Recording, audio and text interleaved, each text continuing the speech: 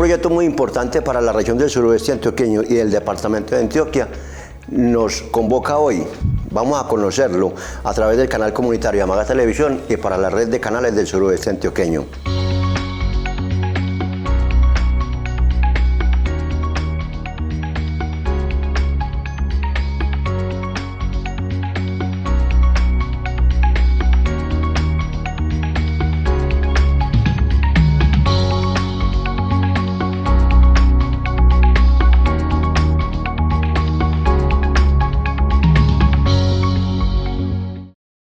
Como lo habíamos anunciado, una nueva institución de prestación de servicios, una IPS en Amaga, iniciará sus actividades gracias a la iniciativa de la médica y especialista neuropediatra, doctora Elizabeth Vélez Moncada, quien nos acompaña gentilmente en el día de hoy. Doctora Elizabeth, bienvenida al programa En Derecho. Muchas gracias por aceptar la invitación. Y qué bueno darle la nueva a la comunidad de Amaga y al suroeste antioqueño con su nuevo proyecto. Muchas gracias, León Fabio, muchas gracias al canal por invitarme a este programa tan prestigioso en nuestra región. Para mí es un agrado presentarles a ustedes, a la comunidad de Amaga y también del suroeste, esta IPS que se llama Neuroespecialistas IPS, que ha sido creada y desarrollada, pensada con mucho cariño, con mucho amor, pues para esta región, ¿sí? Hace mucho rato usted viene en el tema de la medicina como su proyecto de vida, como su profesión. Cuando uno habla de pediatría, pues uno inmediatamente se va y se refiere a los niños y uno se remite a los niños, al niño. Pero cuando uno habla de neuropediatría y cuando habla la palabra neuro, uno le da susto. Yo digo, ¡ay, qué miedo! Porque eso se trata del cerebro, ¿no? De las neuronas. Y ya pediatría es entonces el sistema de formación del cerebro en los niños. Es un tema bastante complicado y da un poquito de susto. Cuando usted habla de neuroespecialistas, no solamente se va a enfocar en el tema suyo, que es la pediatría, sino en otras especialidades. Sí, don Fabio. A ver, entonces, pediatría no es solamente el niño. Cuando hablamos de pediatría, hablamos de una familia, ¿sí? Entonces el niño convoca a una familia que casi siempre es papá y mamá, pero también abarca las preocupaciones de abuelos, de tíos, ¿sí? Entonces la pediatría es muy amplia. Cuando hablamos de neuropediatría, nos referimos al desarrollo neurológico, que tiene que ver no solamente con los procesos iniciales de neurodesarrollo del niño el primer año, sino también del aprendizaje y de afecciones o de enfermedades que tienen que ver, por ejemplo, como los dolores de cabeza en niños, las enfermedades como la epilepsia, los trastornos de comportamiento, ¿sí? O sea, es una área muy amplia lo que abarca la neurología infantil. Usted es de acá de Amaga, es una de nuestras ilustres paisanas que se va hacia la ciudad de Medellín a profesionalizarse, a buscar oportunidades, que hoy las consigue, que hoy las tiene. Hoy usted es una médica especialista muy calificada de la Universidad de Antioquia en una especialidad tan compleja y tan de poquitos oferentes como es la neuropediatría, y que la motiva a llegar a nuestro municipio con esa oferta para una nueva IPS. Bueno, León Fabio, entonces primero soy de acá, mi familia es de acá. Yo estudié todo el colegio, el preescolar, la escuela, todo lo hice acá en el municipio. Acá vive, como te decía antes, pues toda mi familia, entonces tengo unas raíces de este municipio, ¿sí? Cuando me fui a estudiar medicina, pediatría o neurología, siempre quise volver y poner un consultorio inicialmente de pediatría, pero se me abrieron pues como las puertas, las opciones para poder ofrecer algo mucho más, algo más grande. Entonces en nuestra IPS, en Neuroespecialistas IPS, además de pediatría, también vamos a ofrecer servicios para adultos, ¿sí? Vamos a ofrecer el servicio de medicina interna, de neurología, psiquiatría y medicina interna enfocada en el adulto mayor, o sea, geriatría, ¿sí? Y además de eso vamos a poder tener la oportunidad de brindar servicios en terapia física, terapia ocupacional y terapia del lenguaje. Entonces vamos a ofertar una serie de servicios que se van a funcionar como intercomunicados para mejorar el servicio a todos los pacientes. Y esa intención y ese deseo materializado ya de regresar a su pueblo y traer esa contraprestación con los beneficios del conocimiento que usted adquirió, sumado a todos los que usted va a traer como sus compañeros de profesión, que de manera coyuntural ellos aportan al mismo proceso de la neuropediatría y el adulto mayor, como usted lo decía, doctora. ¿Dónde está ubicado o dónde va a estar ubicado la IPS que usted en estos momentos nos va a ofrecer al municipio de Amagá y al suroeste antioqueño? La IPS va a estar ubicada en el parque de Amagá, en el edificio Agua Bendita, que es el edificio donde queda de uno en este momento. Vamos a estar en el 4º piso, ¿sí? Vamos a estar funcionando de lunes a sábado. Creemos que vamos a estar abriendo nuestras puertas más o menos para la semana después del 20 de julio, ¿sí? Entonces estaremos anunciando por nuestras redes sociales todo lo que tiene que ver con el número telefónico, el acceso pues directo para pedir las citas y todo esto. Se estará haciendo pues amplia difusión cuando inicien su proyecto en forma. Hay que estar atentos a las redes sociales y vamos a estar comunicando también por este medio cuándo es la apertura y todo el acceso para pedir las citas. Muchos, en este país, doctora, como bien sabemos, el sistema de salud es muy complicado, bastante complicado, y el acceso que tiene la población o que tenemos nosotros los colombianos al sistema de salud es muy limitado, más en unas especialidades como son la pediatría, la neurología, la psicología, la psiquiatría, la gerontología.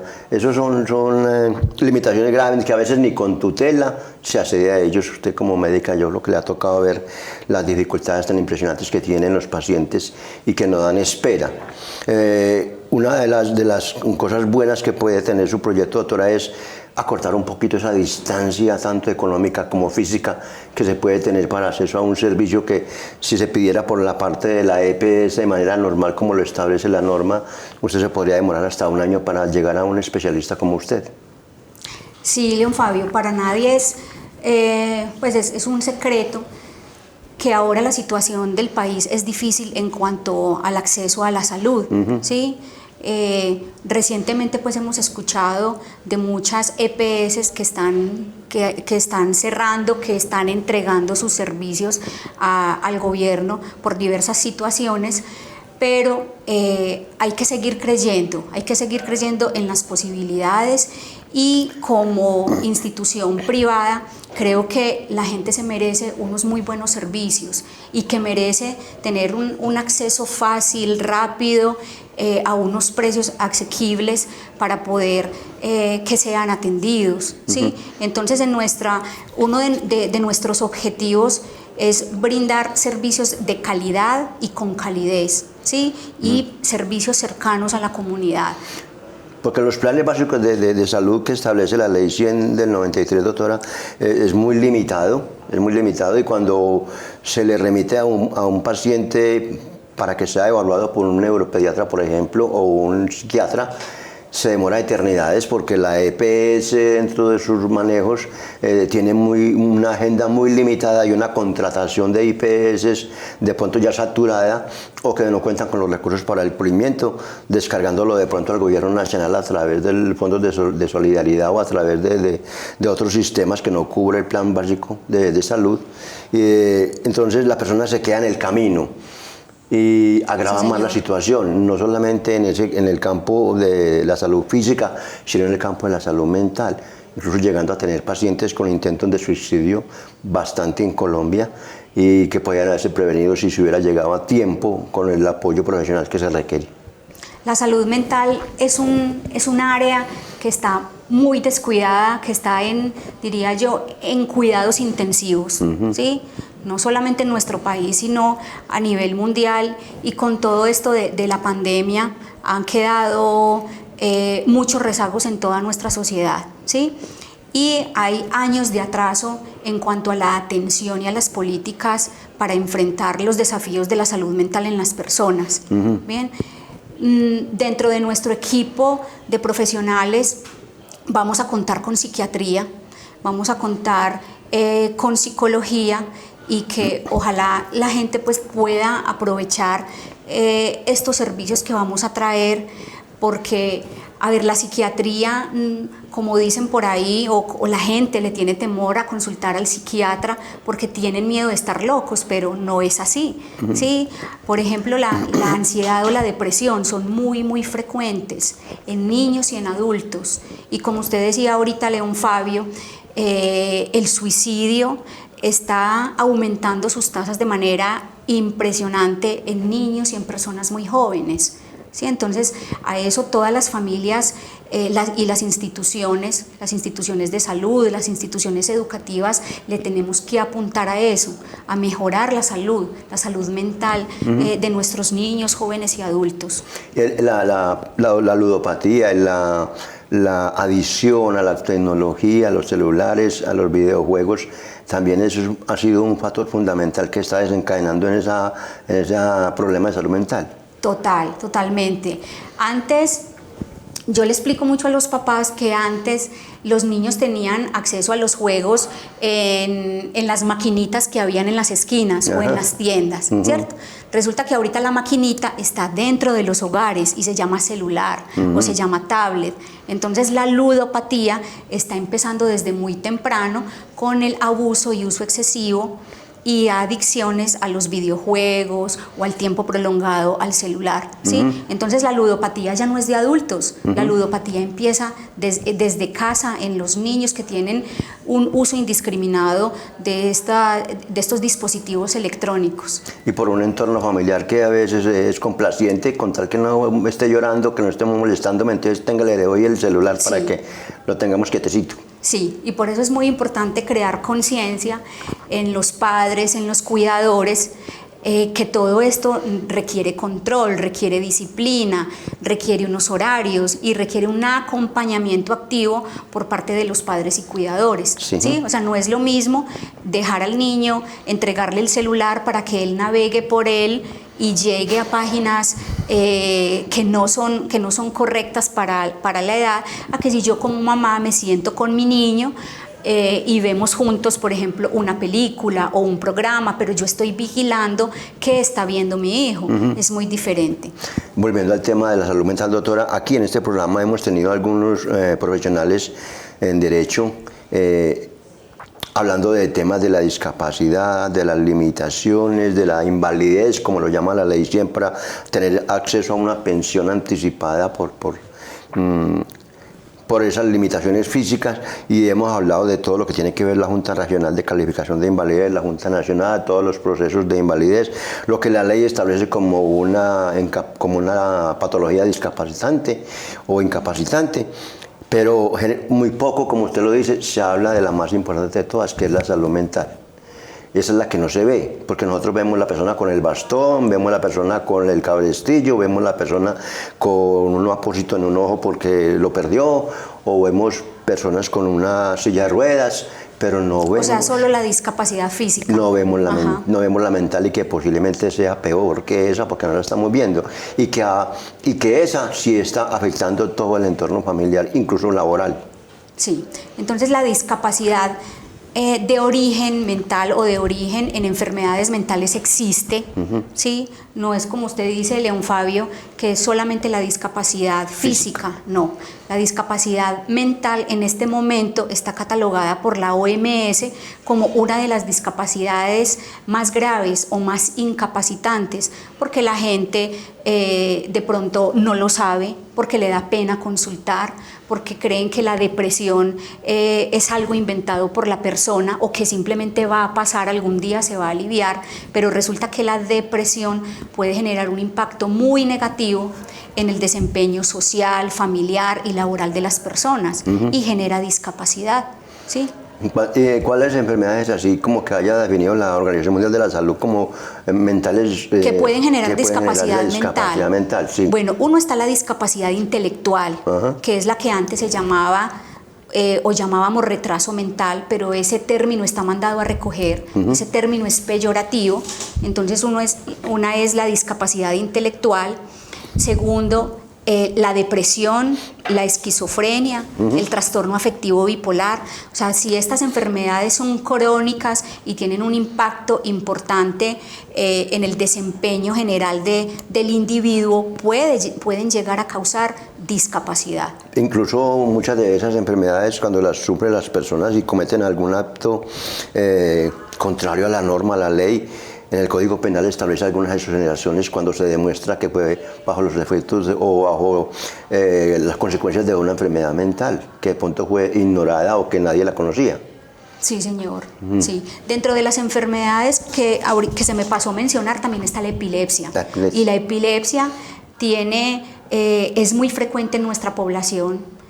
Secundaria a accidentes de tránsito, accidentes de trabajo, y en los niños, por ejemplo, secundarias a problemas del embarazo o del parto, ¿sí? La epilepsia también es una causa de discapacidad que hay que tener en cuenta. ¿Y el autismo? El autismo depende, no todos los niños o los adultos que tienen autismo tienen discapacidad, ¿sí?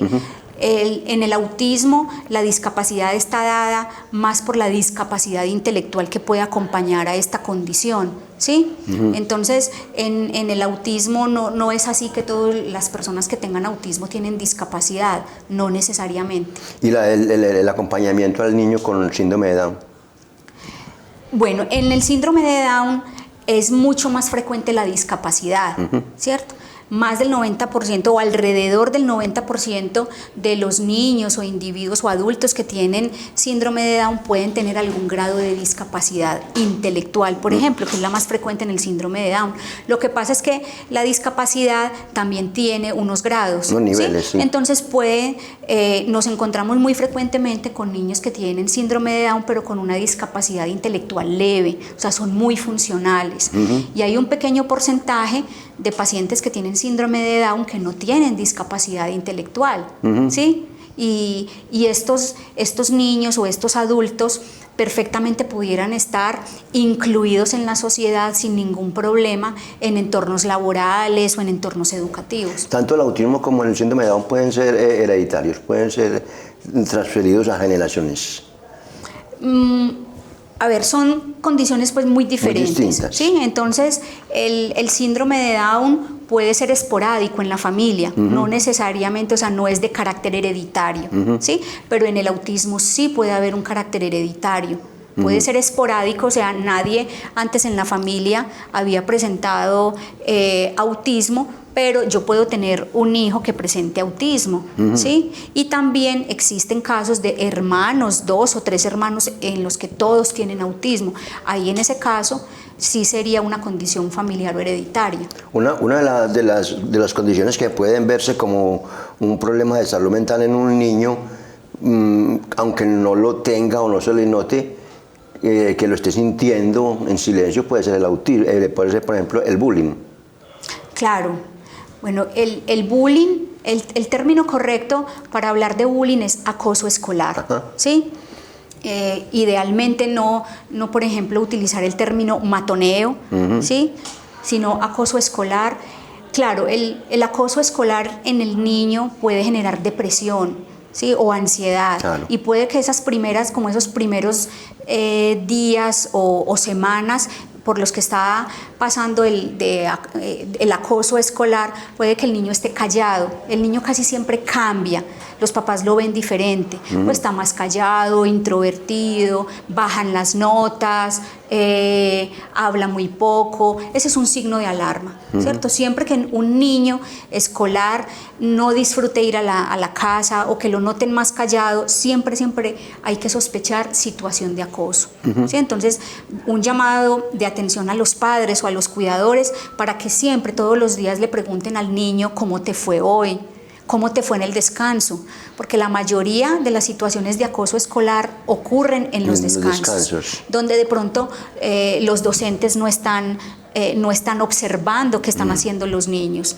Entonces siempre preguntarle al niño cómo te fue hoy, qué hiciste, con quién estuviste durante el descanso, lo disfrutaste, ¿sí? En los colegios utilizan ya sobre todo a nivel de la institución educativa, de las secretarías de educación municipal, departamental, se ha preocupado mucho por el tema, pero no sabemos hasta qué punto se pueda tener una base de datos de esos niños que puedan ir siendo remitidos al psicólogo o a la comisaría de familia para que hagan el seguimiento respectivo. Por ejemplo, ellos tienen dentro de su planta de personal psicoorientadores, psicopedagogos y psicólogos, pero de pronto no son suficientes para tanto niño que manejan en una institución educativa, que se puede establecer una ruta que se pueda coordinar con entidades como por ejemplo la que usted va a empezar a poner a disposición de nuestro municipio. Bueno, existe una ruta del acoso escolar, una ruta que debe ser activada desde la escuela o desde la institución educativa.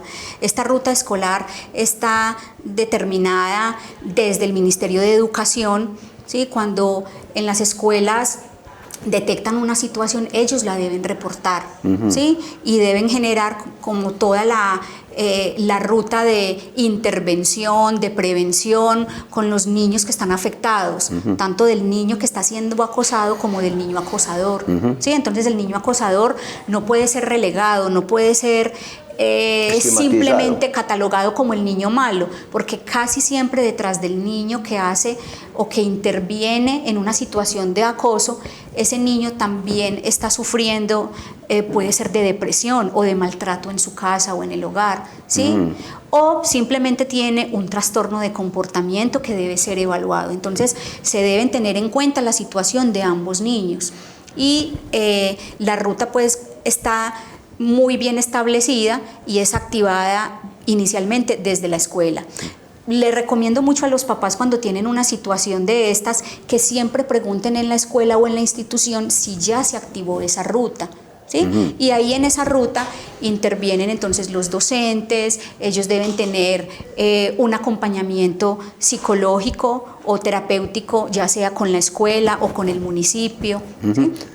Yéndonos ya al otro extremo, del niño, del infante, ya al adulto mayor, al anciano que nosotros llamamos, a la persona ya que tiene 80, 90 años, que requiere a veces, o en su mayoría de las veces, requiere de un cuidado especial de un familiar o una tercera persona. Es fundamental también el acompañamiento de ese entorno. Es también tan importante como el cuidado al infante, al niño, es al adulto mayor. Totalmente, León Fabio. El adulto mayor, o sea, a medida que envejecemos, y es natural, ¿sí? Vamos perdiendo algunas funciones, van apareciendo algunas enfermedades, algunas condiciones específicas que se van desarrollando con la edad. ¿Qué pasa con el adulto mayor? O sea, o ya muy mayor, 90, 80 años, 90 años, requieren de un entorno cuidador. Y esos cuidadores a veces sufren del síndrome del cuidador, que es el del cansancio por cuidar a otro, ¿sí? Entonces el llamado es que a las personas que hacen de cuidadores de un adulto mayor o de una persona que tiene una condición discapacitante, por ejemplo, es que también se miren a ellos mismos como personas, porque a veces se convierten en 100% cuidadores y se descuidan como personas, entonces no vuelven a salir o no están incluidos en actividades sociales o espirituales, no volvieron a la iglesia, no vuelven a sus actividades lúdicas o de amigos. Entonces, para no caer en el síndrome del cuidador enfermo, es que primero se tienen que mirar a ellos mismos. Primero tienen que cuidar al cuidador. Exactamente. Y es muy normal que ellos empiecen a mirar a la persona que están cuidando como una obligación, primero que todo, ¿cierto? Que debería de cambiar esa mentalidad y ser como un acto de gratitud a quien nos ha llevado también a estar ahí, porque son generalmente nuestros padres, nuestros abuelos, o un hermano en una condición de discapacidad o por la edad ya requiere de la ayuda de un tercero. Y uno lo escucha decir que, por ejemplo, qué pereza, que tan cansón que cada que vengo, cada que estoy me cuentan la misma historia. Porque Ellos son felices contando la misma historia, pero ellos no son conscientes ya, ¿cierto? Que no controla el esfínter, que se queja por todo, que no quiere hacer nada, pero eso va llenando también de carga al cuidador. Sí. Porque no entiende por lo que está pasando la persona que está cuidando, ¿cierto? Eso hace parte del envejecimiento. Claro. Eso hace parte del envejecimiento, el deterioro de la memoria. Entonces el abuelo que le cuenta a uno siempre lo mismo, de pronto se le olvidó que hace 15 días me contó la misma historia, claro. ¿Sí? Pero mira, León Fabio, la memoria y todo eso que pasa en el adulto mayor, gran parte se puede prevenir, ¿sí? Entonces, si desde jóvenes o ya más adultos estamos constantemente estimulando el cerebro, la actividad física, la lectura, el aprender cosas nuevas, ¿sí? Eso va a hacer que de pronto en el futuro, cuando ya seamos mucho mayores, esa memoria esté muy conservada y que de pronto no nos pase con tanta frecuencia el ejemplo que tú estás dando. Recomendación para los que ya se están acercando o están en los 70, 80, a nuestros padres, a nuestros tíos, estar activos, ¿sí? O sea, no encerrarse en las casas, ojalá poder participar, salir con los amigos, leer, juegos de mesa, ver una película con ellos y preguntar, bueno, ¿y cómo te pareció? ¿Sí? O sea, estar activos. Eso va a hacer que el cerebro esté mucho más protegido para estos, por ejemplo, la demencia que se da, la demencia senil, el Alzheimer y otros tipos de demencia. Que no sea a que lleguemos a que sea un enfermo cuidando a otro enfermo. Exacto, porque se puede llegar a edades de 80 o 90 años siendo todavía muy activos y muy participativos en la sociedad y en la familia. Doctora, la ley 100 establece algunas excepciones especiales para la pensión, sobre todo para la mujer, cuando tiene un hijo con discapacidad. Poco lo utilizan porque muchos lo desconocen, pero esa es una de las excepciones que tienen y se puede acceder a una pensión anticipada antes de la edad mínima para la persona normal, que es a los 57 años las mujeres o a los 62 los hombres. La ley establece que cuando se tiene un hijo con esa discapacidad se puede acceder con menos tiempo. Pero la calificación la debe ser un equipo interdisciplinario, generalmente que lo dispone la EPS, ¿cierto? O el fondo de pensiones a la cual esté afiliada la persona que desea solicitar ese retiro anticipado con pensión. En ese sentido, esas limitaciones son las que pasan por ustedes, porque vienen con uno. La ley no establece que sea una discapacidad cognitiva o que sea una discapacidad de nacimiento, pero sí que se dé, pero generalmente son discapacidades que nacen con el niño, ¿cierto? Sí. A ver, lo primero es que el paciente esté activamente pues consultando, que la mamá consulte a su pediatra o es remitido al psiquiatra o al neurólogo. Nosotros identificamos esa situación de discapacidad y con la historia que nosotros generamos, la mamá ya puede dirigirse a solicitar, bueno, el certificado de discapacidad y ya luego con el equipo interdisciplinario de calificación para la diligencia que tú estás diciendo, ¿sí? Para poder que se beneficie de esa parte. Vamos a este primer corte de mensajes institucionales, doctora Elizabeth, y regresamos nuevamente con nuestros televidentes.